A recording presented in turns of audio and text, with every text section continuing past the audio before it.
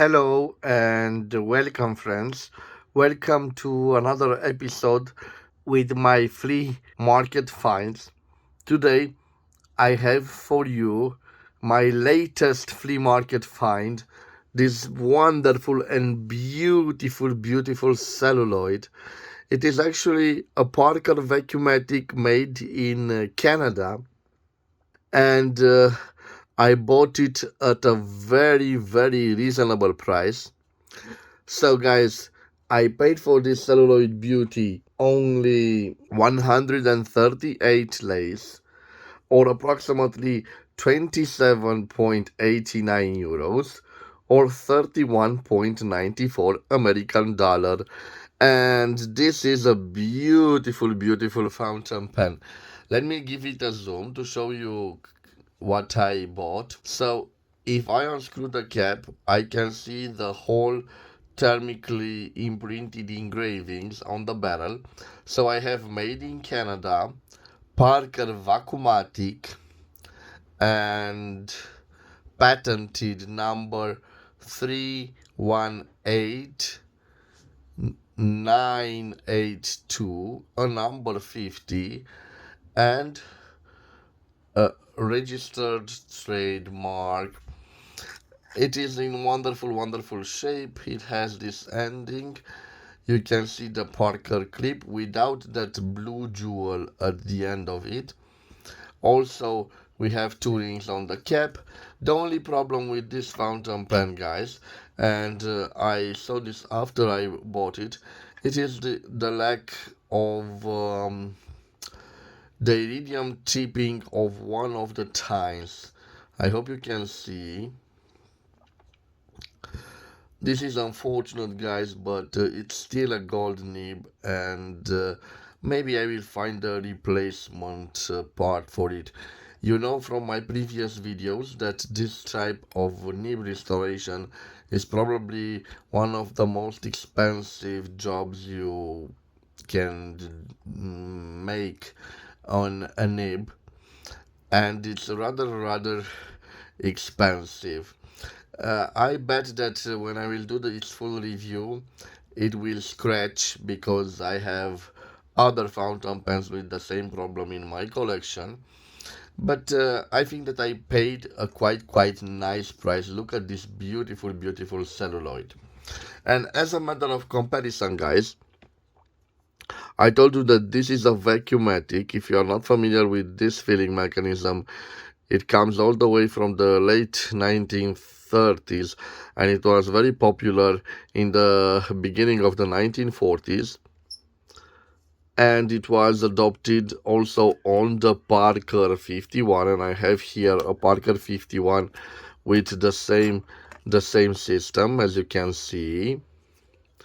And I have also the next step in the Parker 51 with the aromatic filling mechanism that appeared at the end of the 1940s, and it was very popular and fitted all the Parker 51s from the 1950s and way out in the 1960s, because the Parker 51 was quite a popular model. As a size comparison, guys, I will try to put it side by side a modern fountain pen. So this is the Vacuematic. This is the oldest Parker 51. This is older than the Parker 51 with the Vacuematic system. This is with the aromatic system. Those are a few Flaro models from the 1960s, but I think I will put them next to this original model to see the difference in celluloid, because also the Romanians tried to make wonderful pieces using the material, but you can see the difference between the original and, let's say, the copy. And of course I have also a classical Mont Blanc, a Mont Blanc Meisterstück, a luxury fountain pen. This is at the 146 or Legrand from 1983. And guys, I will put side by side, you can see that our fountain pen is the smallest fountain pen, but it's quite a nice, beautiful piece. So guys, let me show you a Romanian model. I am trying to find one quite presentable. Of course, the Romanian one has those streams that are nickel plated, and the Parker looks wonderful after all this time in these gold plated trims. And again, you might see in this lighting the beautiful transparency of this celluloid material. They are different in the type of filling mechanism. We have this Romanian made fountain pen fitted interesting with the Degussa gold plated nib. Let me show them to you side by side. So an iridium point, Degussa German nib fitted on the Romanian model.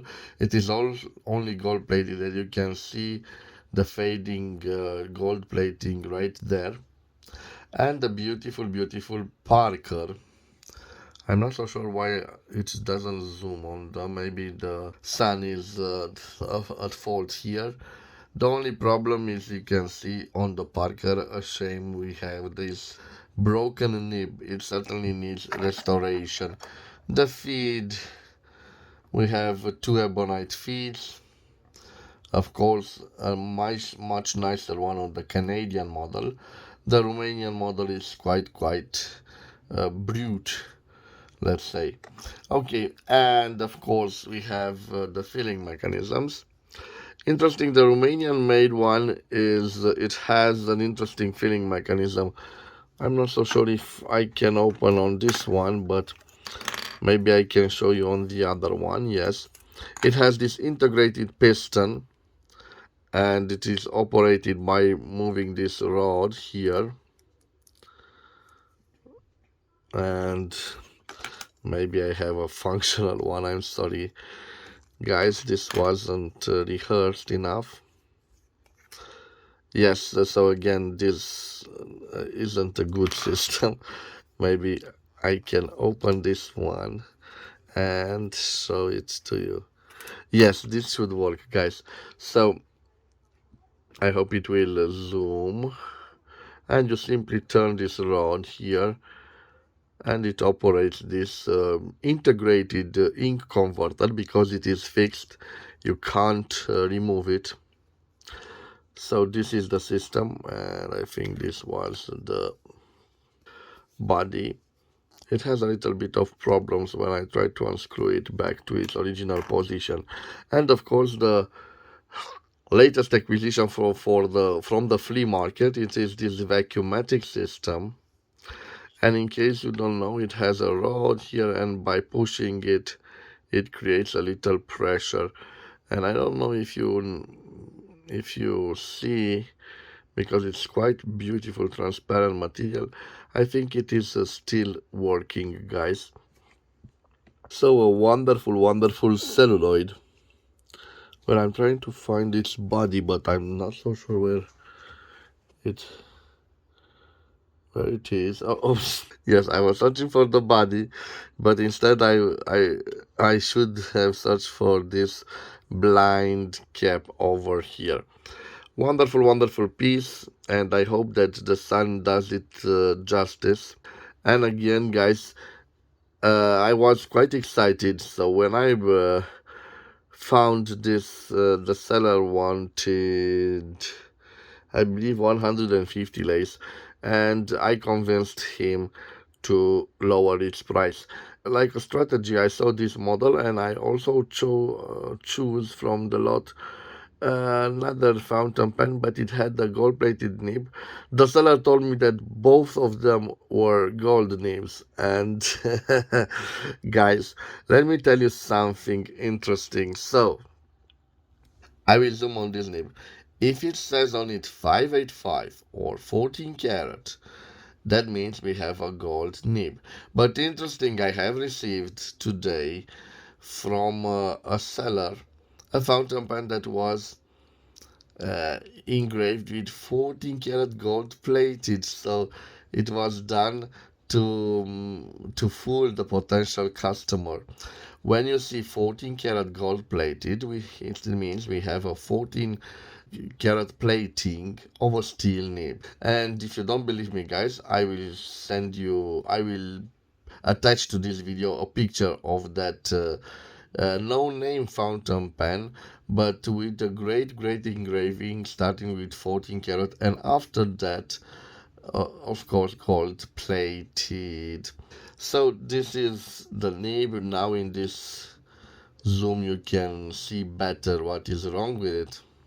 Of course, always I can be a butcher and take that iridium out and level the two times. But if I do that, I will ruin this name forever, because that material, that tipping material, was made for in order for the gold to enter in contact with the paper and not to be grind eventually by such a long use. Of course, I believe that this nib is not an expensive nib, and I can find it on eBay. But this particular nib, in my opinion, doesn't is not worth the cost of restoration. And a job like this, guys, in my opinion, I believe it can cost from 100 euros, and it could reach even 200 euros. So for a name like this, I'm not so sure it is a good investment, unless you are really fond of the fountain pen, or it has a sentimental value to you. Guys, this was my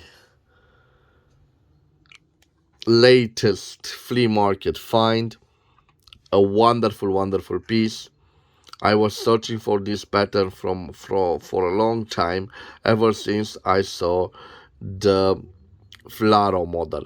But in comparison with the Flaro model, you can see the beautiful celluloid of the Canadians in the early 1940s, because I believe that this is a fountain pen from the early 1940s, when the Vaquematic filling mechanism was available to the market.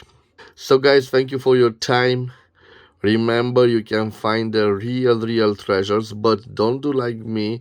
Don't be over enthusiastic when you find this type of pen, and try to see if the filling mechanism works. Try to look very carefully at the state of the nib. And when you look at the nib like this, you might say to yourself, yes, it's a good looking nib.